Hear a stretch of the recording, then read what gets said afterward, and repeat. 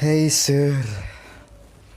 माने ओरैबायदि माने गिनाय फैदों गोसोआव जे जोंनि खाथिथाराव सफैथारबाय जि कर'ना भाइरास दिनै गिबि साननि थाखाय कर'ना भाइरासआ जोंनि उदालगुरि डिस्ट्रिक्टआव आगान होफैदों स'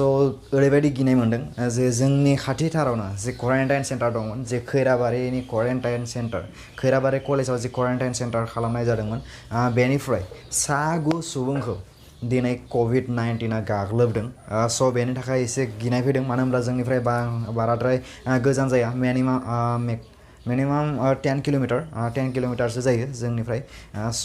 गिनाय फैदों गोसोआव स' हाय लोगोफोर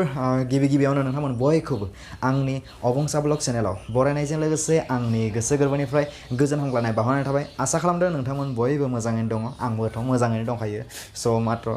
गिनाय फैदों एसे स' नोंथांमोना आंनि चेनेलाव गोदानब्ला आंनि चेनेलखौ साबस्क्राइब खालामनायजों लोगोसे लाइक शेयार कमेन्ट खालामनो दाबाव स' बेखौ मिजिंथिबाय आङो दहायो नायदोंमोन जे जोंनि सावस्रि मन्थ्रि हेमन्त बिश्व शर्माया जि टुइट होदोंमोन बेवहाय नायदोंमोन आङो जे जोंनि आसामाव दिनैसिमहालागै 1100 जन सुबुङा दिनै COVID-19 एबा कर'ना भाइरासजों दिनै गाग्लोबजादों स' जोबोद गिनांगौ जादों मानो होनब्ला दिनै माने गुबुन जायगानिफ्राय जायफोर बिथांमोना दिनै गावनि न'खरखौ सालायनो थाखाय गावनि जिउखौ दाफुंलांनो थाखाय जायफोर बिथांमोना दिनै आसामनि बायजोआवहाय खामानि मावनानै दंहैयोमोन बिथांमोनखौ दिनै जोंनि आसामाव लाबोदों आरो गोबांखौ लाबोदों बेनिफ्रायनो दिनै माने गोबांनि देहायाव दिनै कर'ना भाइरास एबा COVID-19 मोननाय जादों थारैनो गिनो गोनां मानो होनब्ला दिनै आङो खोनाबाय थादोंमोन गुबुन सानफोराव आं खोनाबाय थादोंमोन जे उमुक डिस्ट्रिक्टआव दिनै उमुक जन मोनदोंनो उमुक डिस्ट्रिक्टआव दिनै उमुक जन मोनदोंनो नाथाय दिनै आंनि गावनि डिस्ट्रिक्टआव आङो दिनै मोननो हादों जोङो दिनै मोनदों जोंनि डिस्ट्रिक्टनि सिङावहायनो थानाय खैराबारि हालामनि जि खैराबारि कलेज BA कलेज बेयावहाय क्वारेन्टाइन खालामनाय जादोंमोन जायफोर बिथांमोना बायजोनिफ्राय फैदोंमोन बिथांमोनखौ क्वारेन्टाइन खालामनाय जादोंमोन आरो बिथांमोननि देहायाव सा 9 सुबुंनि देहायाव दिनै माने कर'ना भाइरास मोननाय जादों आरो बेसेबां मोनबावगोन बेखौ मोनथिया नाथाय दायो सा 9आ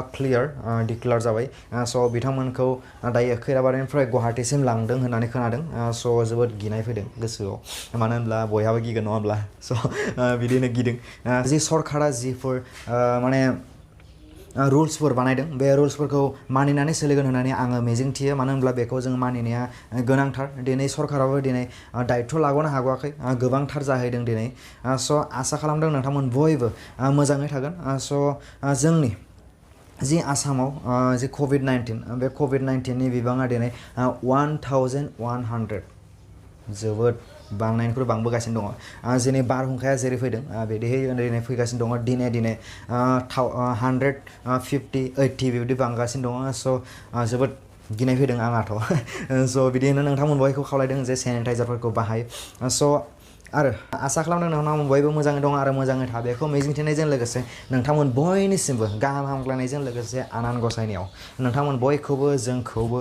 जोंनि दायो जायफोर बिथांमोना दिनै खामानि मावबोगासिनो दङ जायफोर बिथांमोना दिनै जों बयखौबो रैखाथि होनो थाखाय खामानि मावबोगासिनो दङ बिथांमोनखौ आनान गसाया अनहरथों बेखौनो मिजिंथिनायजों लोगोसे आं एसेयावनो दोनथ'नो सानबाय गोजोन्थों